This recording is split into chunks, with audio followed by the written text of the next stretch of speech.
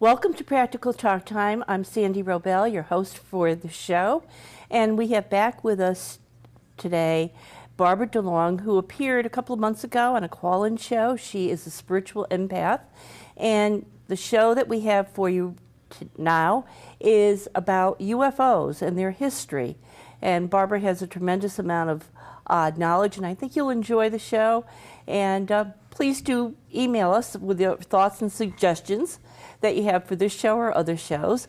And now, welcome, Barbara. Thank you. I'm so glad you're able to come back again. Oh, me too. I'm not an expert in UFOs, but I do know a bit. Well, you know a lot more than I do.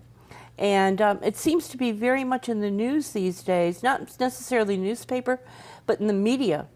And I'm just wondering if maybe we'll be finding that they're being spotted again. They seem to come at certain intervals. They do come in waves. Actually, in those people, the MUFON people who look at them and report them and study them, do find that they do come in clusters.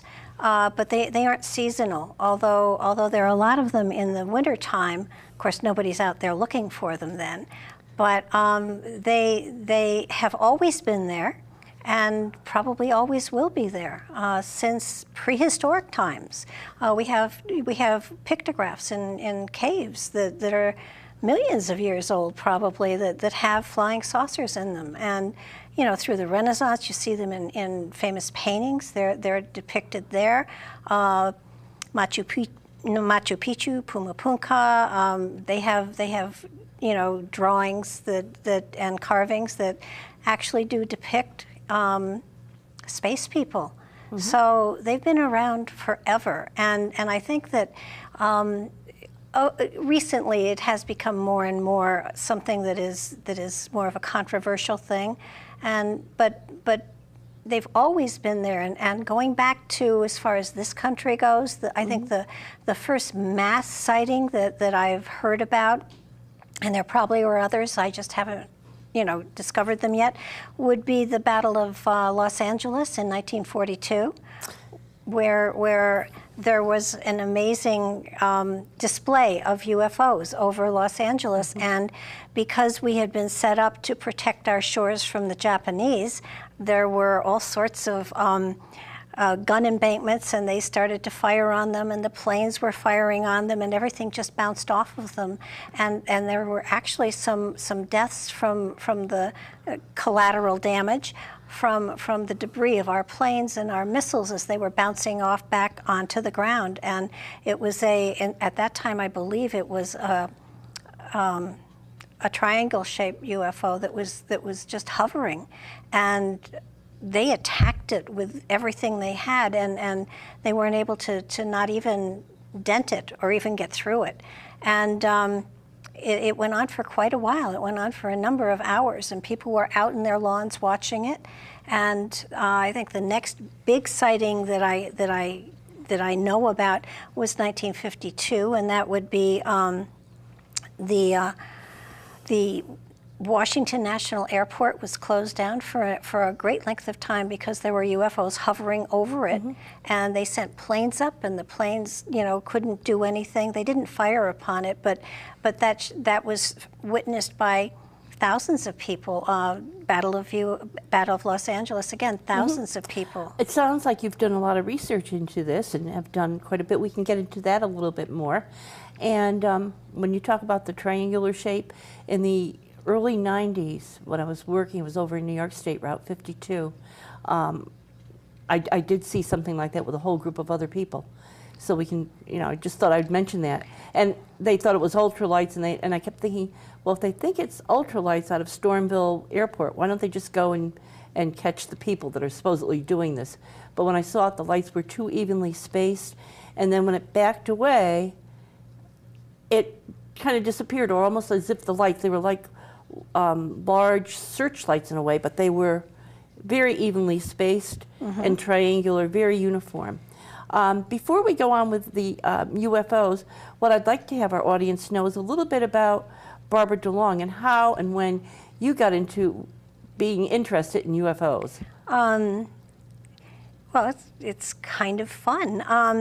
I was a senior in college in 1966, and where did you go to college? Eastern Michigan University. Okay. And that was during the time that they locked the women up in their dorms at 11 o'clock at night because they were afraid after 11 o'clock we'd get dangerous.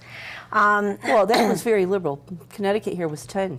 Oh, geez. Well, yeah, we were locked in, and it was I think it was March actually, and we had windows open, and we were listening to the radio station, and we heard the announcer say, you know, that a UFO had been spotted by the campus, and they had shut the traffic down to the 3 major airports that were in the area, and we thought that was kind of cool. And then we started to look outside, and we realized that this. That they seemed to be saying that it was on the campus, which was a little scary to all of us.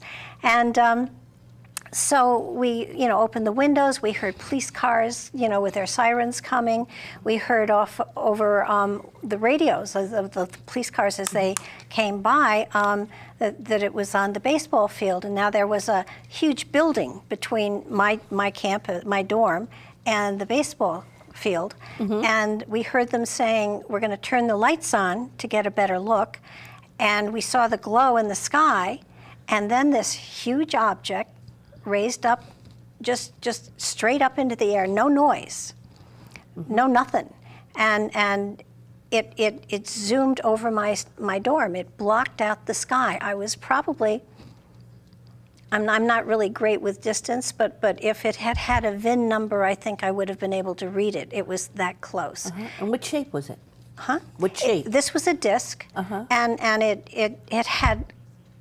didn't have lights on the outside, but it glowed different colors. So it appeared to have lights, and then it zoomed off to the, you know, just it took off, and it was. And there was no air displacement. There was no sound of the sound barrier being broken.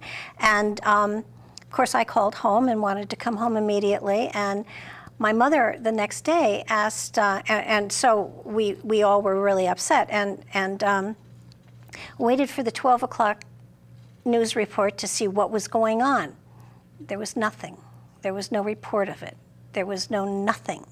And my mother checked the news and everything and found that there was no report of it. So she thought you were crazy, or did she believe you? No, she believed me. But a friend of hers was the publisher of the local newspaper in New Rochelle, and she told him the story, and they were the only one that printed it on the East Coast. And I got teased like you wouldn't believe about how much beer did you have, and I don't drink. And so for 40 years or so, I was teased unmercifully about, you know, the UFO I saw, and about, let's see, it was 2010, 2009, an author published a book called In Focus Paranormal, and it was a series of the authenticated UFO sightings that had taken place in the United States, and my campus was one of them. Now, when this occurred, did they actually have news media at the campus? No, but they had military police there with police dogs the entire rest of the evening.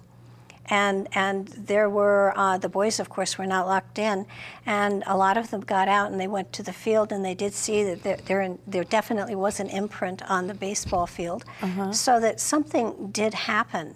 And I think what to me was the most fascinating thing was after the surprise, there was no shock. There was, you know, there was I think a spiritual sort of sense of, gosh, we're not alone, and gosh, you know, these people could have hurt us and they didn't, so that whoever was out there was not looking to hurt us or damage us or wipe us out or eat our brains or anything like that. So that started me on a spiritual pathway that I'm on to this day. It's sort of like we're not alone.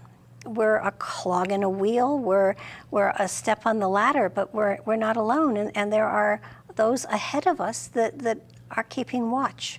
Why do you think governments try to keep it secret? They really don't publicize it so much. Of course, now people have cell phones that they could be videotaping. And I know there have been instances where even state police have it on video. Oh, yeah. Because what I had seen in another part of New York State, I saw a couple of years later, or several years later on TV, was exactly what I had seen. Well, and again, it's like you're describing, very quiet. Nobody was just mesmerized. It was a group of Boy Scouts and their parents. A meeting had ended, and I had walked out, and I saw them looking up, and I looked up, and we were just standing there. And then I didn't speak to anyone. I just went to my car, and I don't know why. Looking back, I'm thinking, that's really peculiar. Why didn't I say something to other people? I just walked away, got in my car, and went home. I think it's confirmation that we're not alone.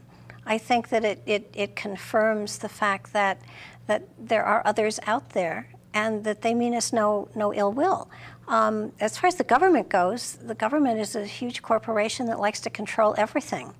And I think because they don't have information or as much as they'd like, they hold back whatever they have to control us. There was a study done quite a while ago, and the outcome of it was that if humanity really knew about extraterrestrials, they wouldn't be able to handle it, and there would be mass panic and all sorts of stuff. And that goes back to the 50s, possibly, when that study was done. But the reality is, in any other country, in China, in South America, UFOs are an accepted thing. They aren't something that anybody's trying to control. And if you stood in China and said, "Oh, I saw a UFO last night," people would say, "And?" It's just common knowledge that they're out there, that they're, and I think they're out there on purpose. I think they're out there to reassure us and to get us used to the fact that they're out there and not to be afraid of them. Well, I imagine our government would probably be thinking too that whatever technology they have, they'd like to get their hands on it and use it, or worry that another country might have it, or who knows what. Well, unfortunately, governments only have one thing in mind, unfortunately, and that's control and power and taking control of other people. So I do believe, I believe that there is going to be communication, but they're not going to hit the UN or heads of state or anything like that. I think that we will be communicated with telepathically, and not so much as, hi, we're here, we're the UFOs, but more of a greater awareness of a cosmic family that we're a part of.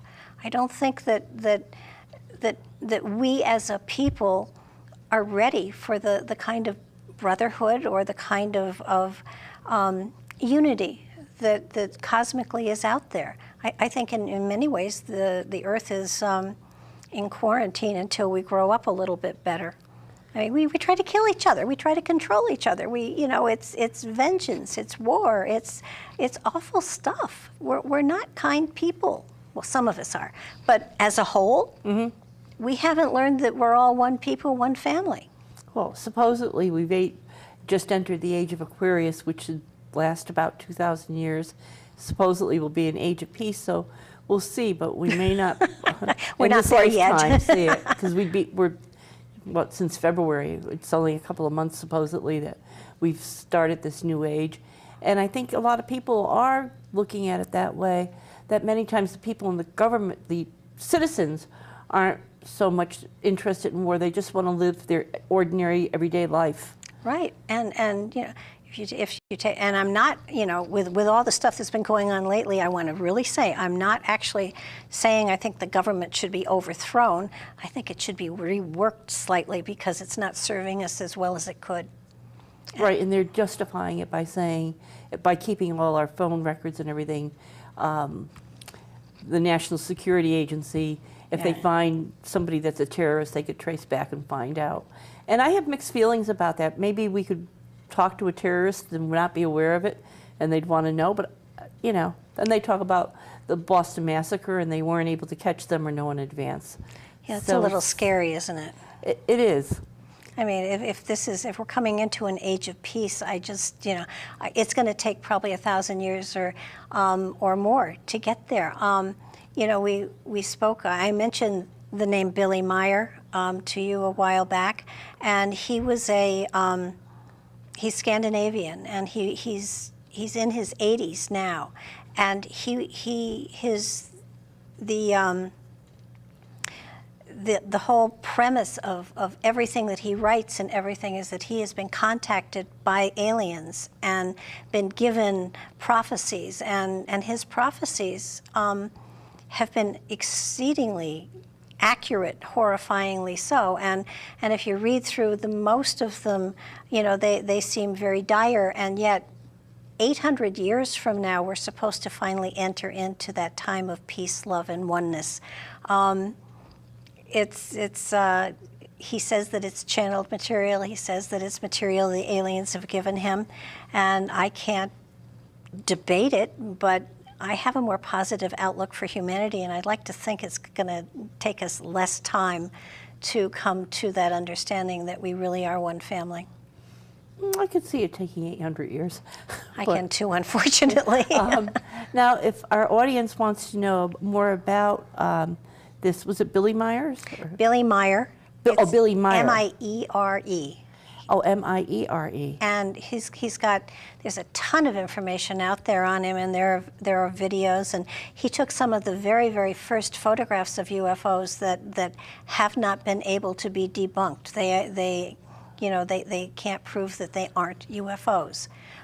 He's taken tons of pictures that are out there, and he has written prolifically on his contact with the Asgard command, and what is the Asgard command? I don't really know. It's those people that are in control of overseeing the planet, and I take umbrage with the fact that in a lot of his writings, he berates humanity for being stupid and this and that, and that's, in my experience, that's not channeled material. That's somebody's ego getting in there. Mm-hmm. He grew up under the Nazis, so he has a different philosophy on everything, and channel material comes through a person and an individual according to what their frame of reference is. So he comes from a tougher place than we do. So I don't know. I'm not going to say he's not getting material, because his prophecies have been dead on. I mean, down to the 2 Gulf Wars, down to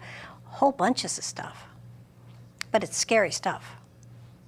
So have you actually read books by him, or just Googled material? What have you?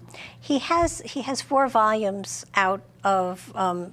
His material originally was channeled into German and then translated, and he has written down his conversations with these entities that he's talked to, and it's very hard to read.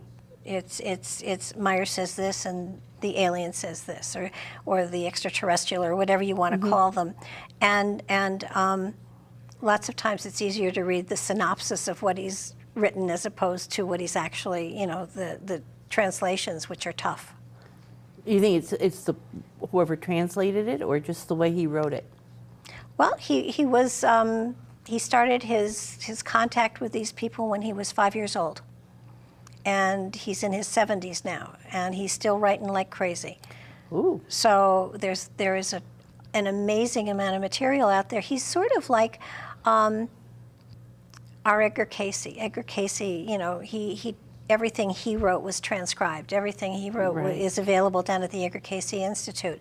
So he is, I don't even want to call him a prophet. I'll call him, Edgar Cayce, yeah, term prophet can be applied to him. But Billy Meyer, I'm not sure about prophecy, yet his predictions have been very accurate. So for me, it's still out for figuring out just how mm-hmm. much of it is accurate and not, but it's an impressive amount of work. It's fascinating, and there's a lot more material out there than I would have ever guessed. Oh, gee, yeah. My husband's website, BibleUFO.com, goes back to all of the references in the Bible to UFOs, and there are the book's 400 pages long. It's all over the place. I mean, Ezekiel's wheels were wheels within the wheels, and if you go back to the Vedas and the Vimanas were spaceships that people rode in. Right, and Usha Kumar, the producer of Practical Talk Time, was born and raised in India. So we were discussing at a future date, we're going to do another show. I'll be doing another show with you on Beyond Reality, and we'd like to have you back to actually talk about the Vedas with Usha and about those different things, because she's been brought up in that culture and knows about it. So it'd be an interesting program to have. So that's our invitation to you for future shows. Absolutely. We really enjoy having you talk about these things. And I know back in October, I believe that's when your husband passed away. Yes. You were going to be on our Halloween show, and then it turned out to be a storm and a Didn't blizzard quite make it, 2 years in a row, and not two years in a row to blizzard, but that was fascinating too. How did you meet your late husband? Was it through UFO interest, or? Yeah, I have a radio show on Blog Talk Radio called Nightlight, and when I found the book that told about my sighting that authenticated it, I got the author to come on my show, and I interviewed him. And Patrick was his shows were in the paranormal category, and he never went into spiritual because he didn't believe in psychics and stuff. But he saw that there was a show on UFOs, and he came into the chat room and he listened, and then he started to try to contact me and saying, you know, I'm an expert in the field. And so I pulled him on, and we started talking, and ended up talking a lot for about 7 months. And he was in California, and I was out here. Ooh. And decided that we did some writing together, and it was it worked beautifully. And he wanted to come out and see the stone walls and chambers that are out here, and so he said, why don't I just move in? And looking back at it, it sounds, you know, crazy, but I said, sure. And 7 months after we started talking, I flew to San Francisco. He picked me up with his van, all packed, his 3 cats, and our first date was driving 3,000 miles across country. Oh my goodness, that's some story in itself.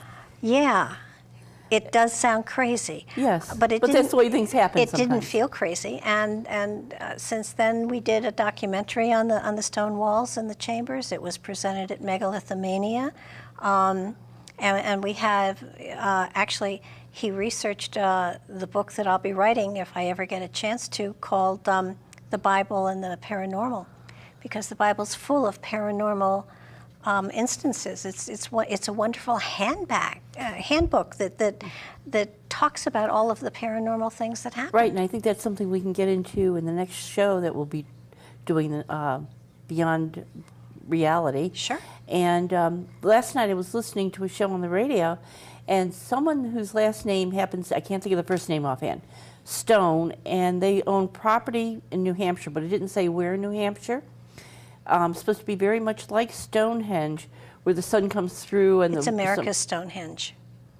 Summer solstice. Yeah. And I guess the one who owns it, I can't think of his first name, but Stone, he found on Google Earth, and then he followed a straight path through, and it led right back to Stonehenge. And they're saying that couldn't have happened just by chance, and it would have had to be something that came from the sky, from above. You know, that you find a lot of that. You find a lot of the early maps that have been drawn. You had to do it from above. Look at the Nazca lines. Look at their characteristic, the characters and everything that they did. You had to be above them to be able to appreciate them.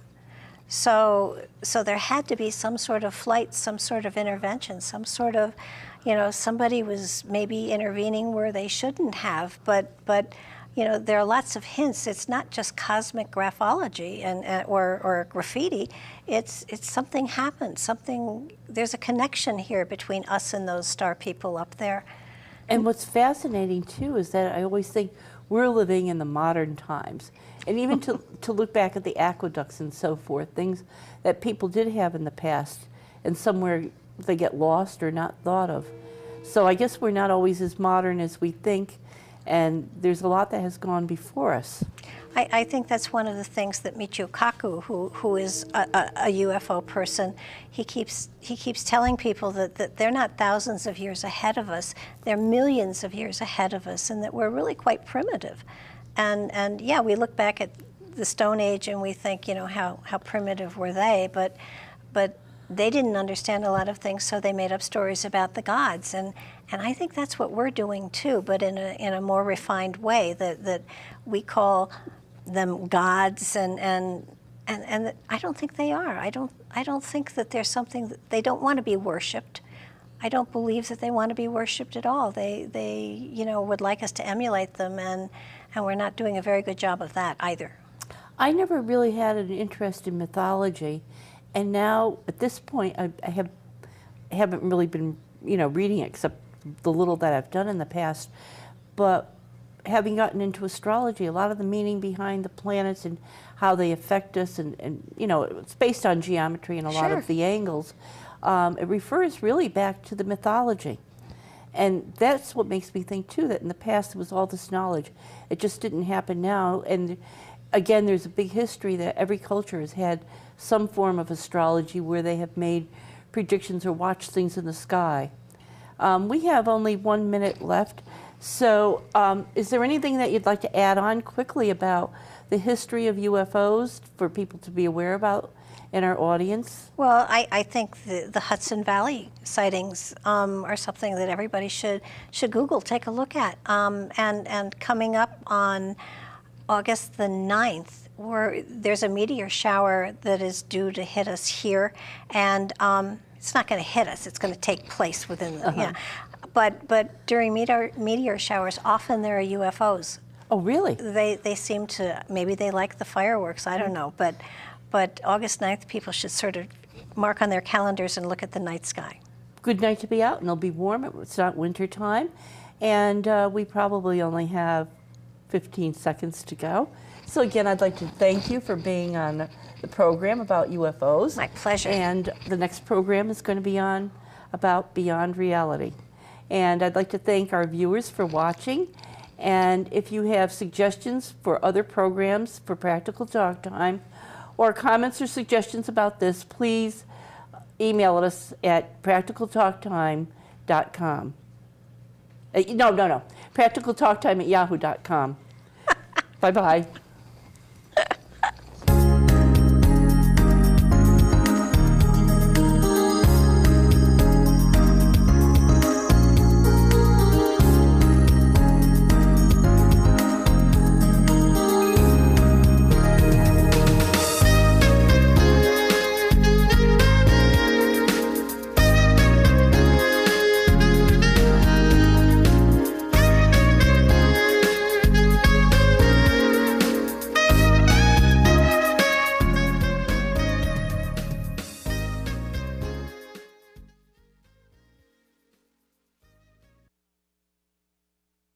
Forever, and I think that recently it has become more and more something that is more of a controversial thing, but they've always been there, and going back to as far as this country goes, I think the first mass sighting that I've heard about, and there probably were others, I just haven't discovered them yet, would be the Battle of Los Angeles in 1942. Where there was an amazing display of UFOs over Los Angeles, and because we had been set up to protect our shores from the Japanese, there were all sorts of gun embankments, and they started to fire on them, and the planes were firing on them, and everything just bounced off of them, and there were